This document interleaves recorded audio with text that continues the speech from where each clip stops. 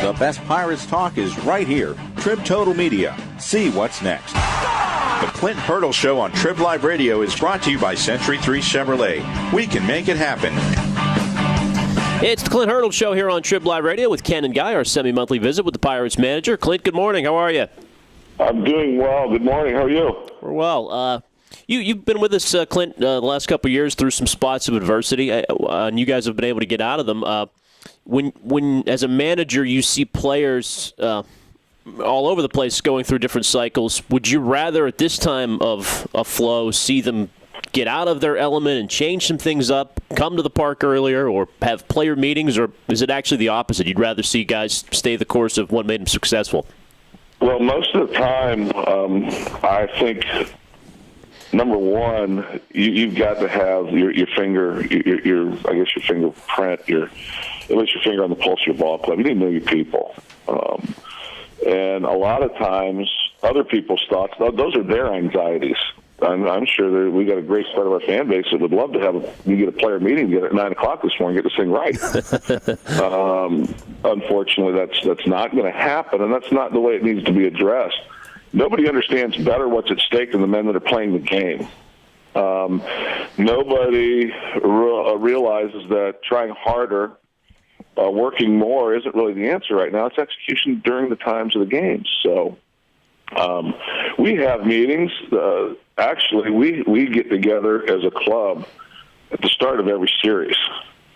We call it a coach up, coach forward. We mention a thing from the last series, a coaching point, and we mention a thing for the upcoming series. I have 2 minutes. Each one of the other coaches has a minute. This is the way we control the grind of the season, so we're not reactive in our meetings. We're proactive in everything we do. So I actually had them come to the park later the first day back because of the grind we went through on the road trip. We just need to play better baseball and win a ball game. Clint, you talked yesterday about emotion versus facts, and you look at facts. Fans and even the media get more emotional. Like the last two losses in Washington seemed devastating.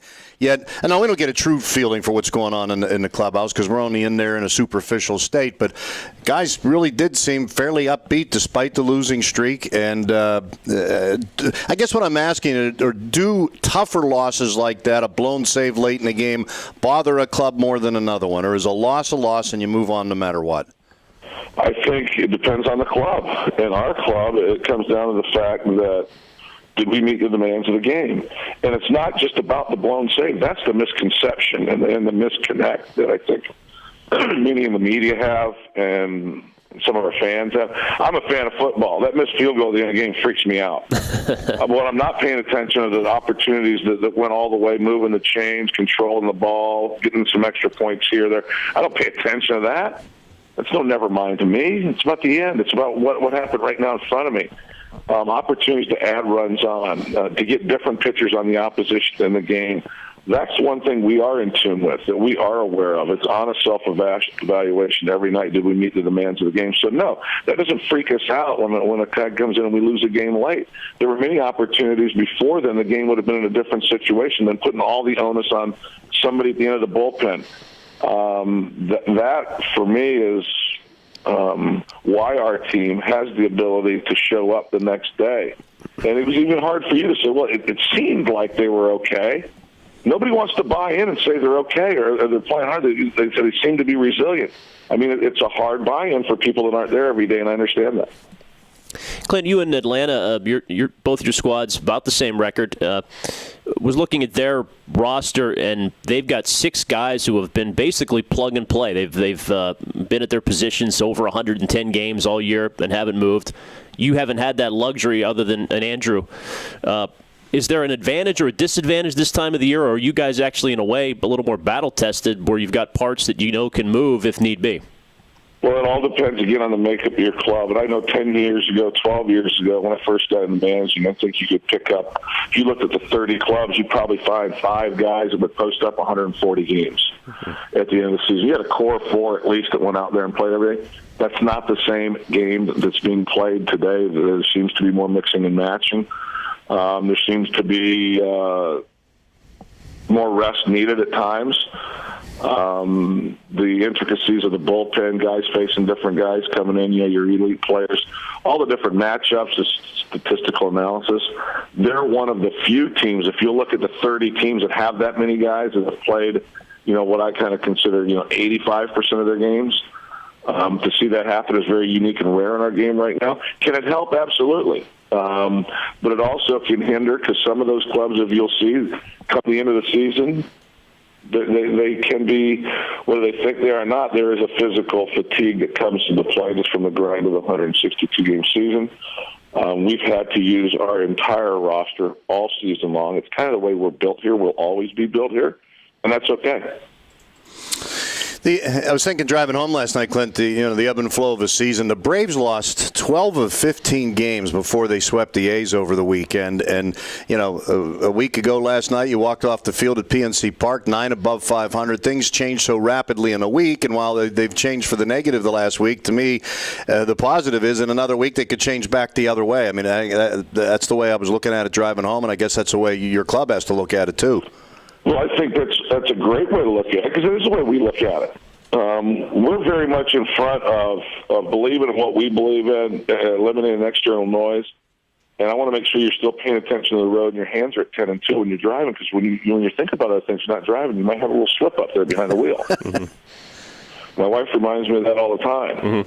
Mm-hmm. Be where your feet are and focus on what you need to do. But you're exactly right. And we share this within our clubhouse from time to time as a reminder. It goes along the lines of, you want to make God laugh, tell him your plans today. You want to write that story. Go back and look at the stories that were written a week ago on all the different teams in the league and where their positions are in a week later. It's not, I don't say that for solace. I don't say that to pat people on the back to make them feel better. It's a fact, and it goes back to the point you mentioned earlier. Feelings aren't facts. And we do have a tendency to get emotional in sport, in life, and that's when those things happen, when your emotions start running your beliefs, and then your beliefs start getting scattered, and they're not the core values you hang on to. That's when fear creeps in, and nobody in life is good at anything dealing with an element of fear. So we're going to be proactive. We're going to go play to win. We're going to stay aggressive. We're going to be bold. And we're going to look forward to getting out there tonight as soon as it dries up and play a game and get this thing turned around. Clint Hurdle, our guest here on TribLIVE Radio with Ken and Guy. Just another couple minutes. How do you make your decisions as to who plays first base the rest of the way, Clint? What are the factors that go into who gets the start? Well, I wish you'd have been there yesterday at the press conference because we had an enlightening time. And actually afterward, it was even better because I told Travis that what if I put up a wheel and just spun it? And then we could actually, we could take that somewhere and get people to play in and outside votes. And it's going to be an eye test. There'll be offensive indicators that'll come into play, personal matchups. For instance, last night, I think going in, Alvarez was 1 for 11 against Harang. That didn't seem to bode well for me going in.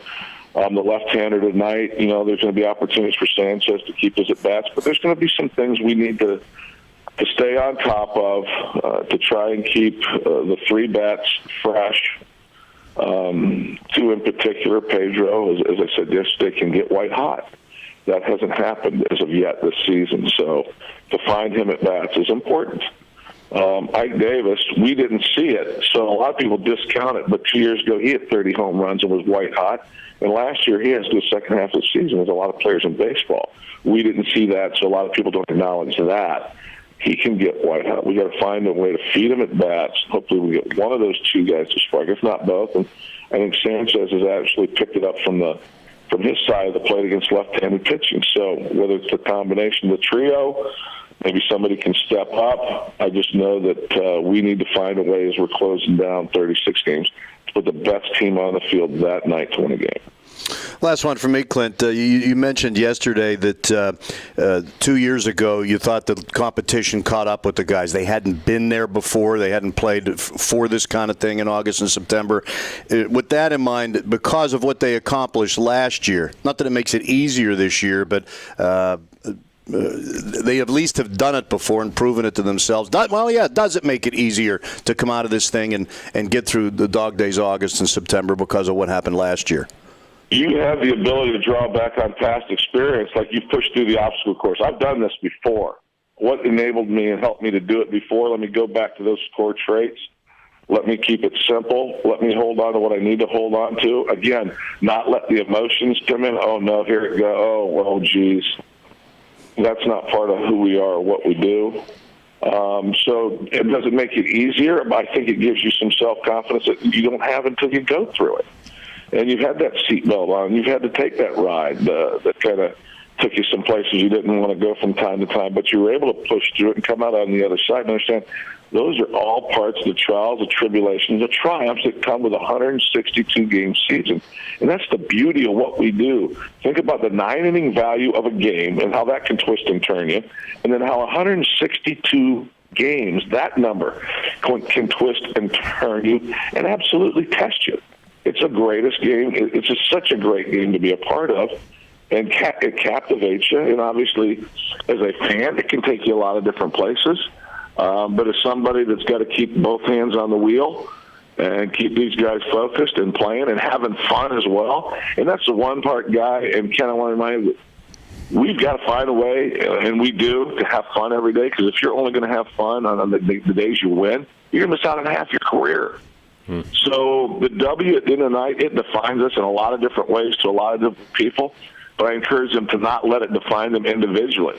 Your day is your day. What you make of your day, whether you worked hard to get a little bit better, what you got done at home, what you got done in the community, what you got done on the ball field. And at the end of the night, we get a report card, and then we move on.